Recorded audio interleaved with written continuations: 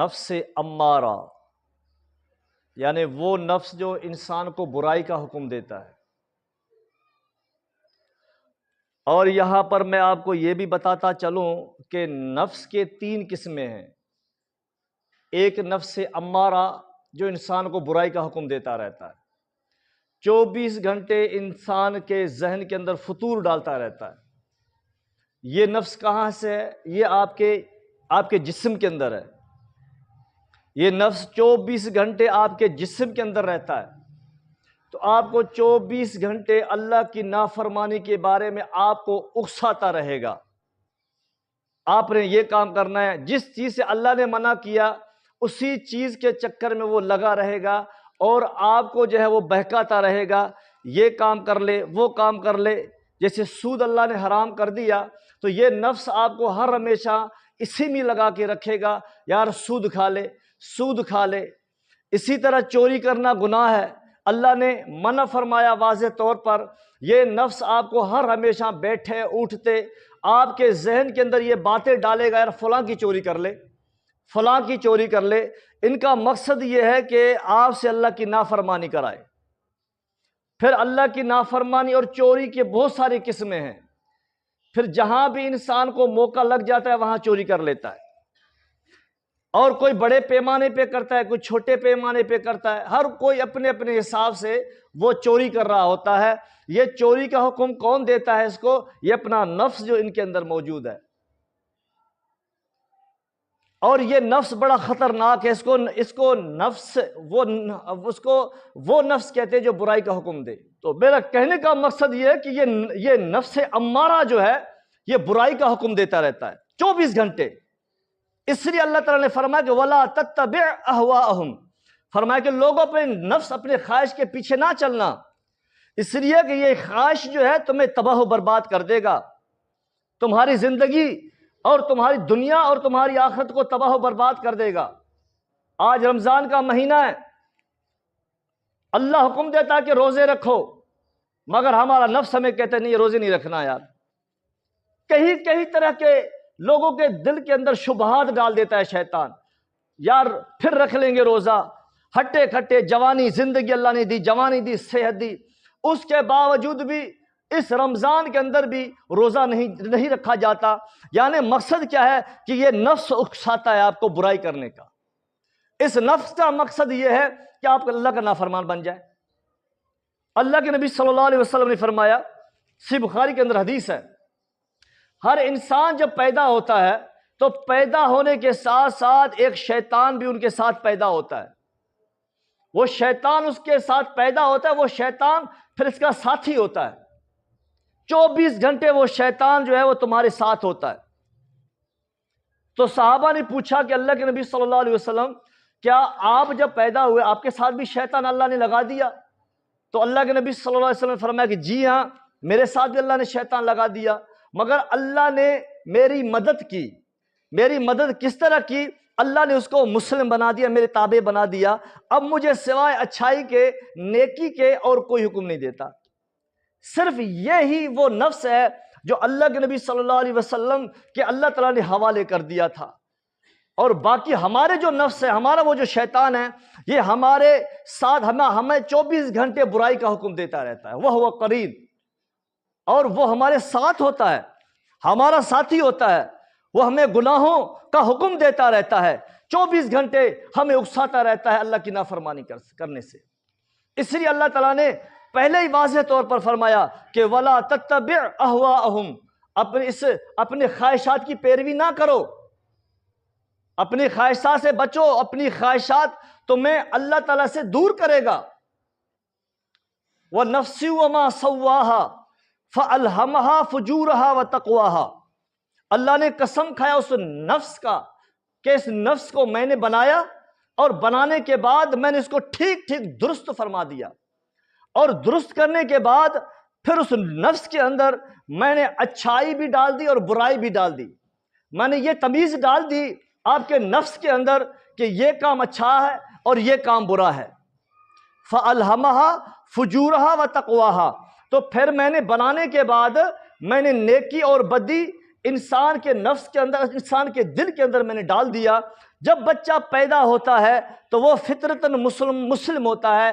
کیوں؟ وجہ یہ ہے کہ اللہ تعالیٰ نے وہ دین پورا اس کے دل میں، سینے میں رکھ دیا ہے، اس کو سمجھا کے بھیجا ہے، بتا دیا کہ دیکھو یہ دو راستے ہیں، یہ برائی کا راستہ اور یہ بھلائی کا راستہ۔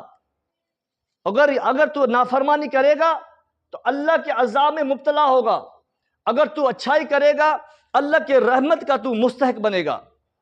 تو یہ تمیز اللہ تعالیٰ نے پہلے سے انسان کے دل کے اندر ڈال دیا تھا۔ قد افلح من تزکا، ہاں یقیناً وہ شخص یعنی کامیاب ہو گیا جنہوں نے اپنے نفس کو پاک و صاف کیا، جنہوں نے اپنے نفس کو گناہوں سے پاک اور صاف کیا، اپنے رب کی اطاعت اور فرما برداری کرتا رہا، ایسا نفس اللہ تعالیٰ کے ہاں کامیاب ہے، اور یہی نفس جو ہے اللہ تعالیٰ کے محبوب ہے۔ وَقَدْ خَابَ مَنْ دَسَّاهَا، وہ آدمی ناکام اور نامراد رہا، برباد ہو گیا جنہوں نے اپنے نفس کے یعنی اپنے خواہشات کی پیروی کی، انہوں نے گناہوں کا ارتکاب کیا، وہ گناہوں میں لت پت ہو گئے، یہ لوگ تباہ و برباد ہو گئے۔ تو میرے عزیز دوستوں اور بھائیوں، اللہ نے دونوں نفسوں کا اللہ نے ذکر فرما دیا کہ میں نے دو راستے دکھا دیے، اب تمہاری مرضی ہے، چاہے یہ راستہ لے لے چاہے وہ راستہ لے لے۔ کچھ لوگ یہ کہتے ہیں کہ اللہ تعالیٰ نے جب ہر انسان کے لیے جنت اور دوزخ لکھ دیا ہے تو پھر اس میں انسان کا قصور کیا ہے؟ اگر اللہ نے لکھ دیا کہ دوزخی ہے تو لازمی دوزخی اللہ نے لکھ دیا تو وہ آدمی تو دوزخ میں جائے گا ہی صحیح، کیونکہ اللہ تعالیٰ نے اس کو نیکی سے روک دیا ہے۔ تو بات یہ غلط ہے ایسا سوچ رکھنا کہ اللہ تعالیٰ زبردستی اس سے گناہ کروائے گا۔ زبردستی والا معاملہ اللہ تعالیٰ کے سامنے نہیں ہے، اس لیے کہ اللہ نے فرمایا کہ فَأَلْهَمَهَا فُجُورَهَا وَتَقْوَاهَا، اللہ نے فرمایا کہ میں نے دو راستے انسان کو دکھا دیے، میں نے جبر نہیں کیا انسان کے ساتھ کہ تو گناہ کر یا نیکی کر، زبردستی میں نے نہیں کی، میں نے راستے دکھا دیے، اب میں نے ان کو بتا دیا اس راستے پہ چلو یا تم اس راستے پہ چلو، تمہاری مرضی ہے۔ یہی مضمون اللہ تعالیٰ نے ایک اور جگہ پہ فرمایا، اِنَّا هَدَيْنَاهُ السَّبِيلَ اِمَّا شَاكِرًا وَإِمَّا كَفُورًا، فرمایا کہ ہم نے انسان کو دونوں راستے دکھا دیے، بھلائی کا راستہ بھی دکھا دیا اور برائی کا راستہ بھی دکھا دیا، اب تمہاری مرضی ہے، چاہے بھلائی کے راستے میں چلو یا برائی کے راستے میں چلو، ہم نے مجبور نہیں کیا۔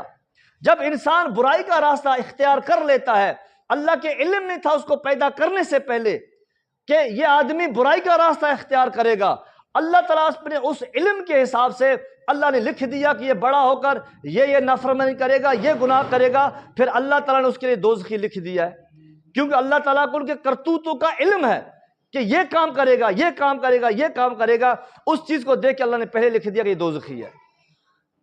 تو اللہ جبر نہیں کرتا کسی کے سامنے۔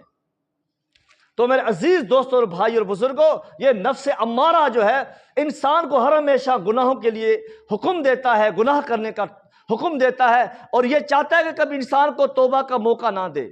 دوسرا ہوتا ہے نفس لوامہ، جو آپ کے سامنے میں نے آپ کے سامنے یہ تلاوت کی ہے، لا اقسم بیوم القیامہ ولا اقسم بالنفس اللوامہ، اللہ نے فرمایا کہ مجھے نفس لوامہ کی قسم، ملامت کرنے والی نفس کی قسم، اللہ نے نفس لوامہ کا قسم اٹھا کر یہ بات فرما دی۔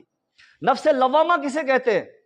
نفس لوامہ اسے کہتے ہیں کہ ایک آدمی گناہوں میں پھنسا پڑا ہے اور پھنسنے کے بعد اس کو پھر احساس ہو جاتا ہے دل کے اندر، اس کا ضمیر اس کو ملامت کرتا ہے، یار تم نے یہ گناہ کیا، تم نے شراب پی لی، یہ تو بڑا گناہ تم نے کیا ہے۔ تو یہ نفس جو ہے اس کو ملامت کرتا ہے، اس کو سونے نہیں دیتا۔ پوری رات آپ دیکھتے ہو کچھ لوگ ایسے ہیں جب گناہ کرتے ہیں تو کہتے ہیں یار پوری رات مجھے نیند نہیں آئی، مجھ سے یہ غلطی ہو گئی کہ پوری رات میں سو نہیں سکا، مجھے اس نفس نے سونے نہیں دیا۔ یہ کیوں؟ یہ جو آپ کا جو ضمیر ہے نا، اس ضمیر نے پوری رات آپ کو جھنجھوڑا، اس ضمیر پوری رات آپ کو کہتا رہا تو نے غلط کیا، تو نے غلط کیا، یہ پوری رات آپ کو سونے نہیں دے رہا۔ یہ کیا ہے؟ یہ آپ کا یہ ضمیر ہے، وہ ضمیر یعنی نفس لوامہ، ملامت کرنے والی ضمیر۔ جب انسان اس نفس لوامہ کی بات کو مان لیتا ہے تو پھر وہ توبہ کر لیتا ہے، اللہ سے رجوع کر لیتا ہے، کبھی گناہ کر لیتا ہے، پھر اللہ سے توبہ کر دیتا ہے، تو پھر کیا کرتا ہے؟ وہ آہستہ آہستہ چل کر وہ ان برائیوں کو چھوڑ کے وہ نیکی ہی نیکی کرنے لگ جاتا ہے۔ تو جب نیکی ہی نیکی کرنے لگ جاتا ہے اس وقت یہ نفس لوامہ جو ہے نفس المطمئنہ کہلاتا ہے۔ تیسرے نمبر پر نفس مطمئنہ، آخری نفس مطمئنہ کسے کہتے ہیں؟ اطمینان والی جان۔ اطمینان والی جان مقصد یہ ہے کہ وہ تمام تر گناہوں سے وہ مطمئن ہے، تمام تر گناہوں کو چھوڑ کر، اللہ اور رسول کی نافرمانیوں کو چھوڑ کر وہ اللہ کی عبادت میں وہ مطمئن ہے، اس لیے اسے کہتے ہیں نفس مطمئنہ، اطمینان والی جان۔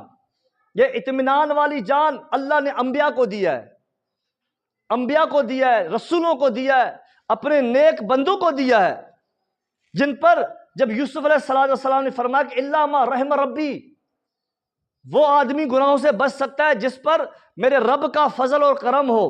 یہ فضل اور کرم اللہ کے نیک بندوں کو ہوتا ہے،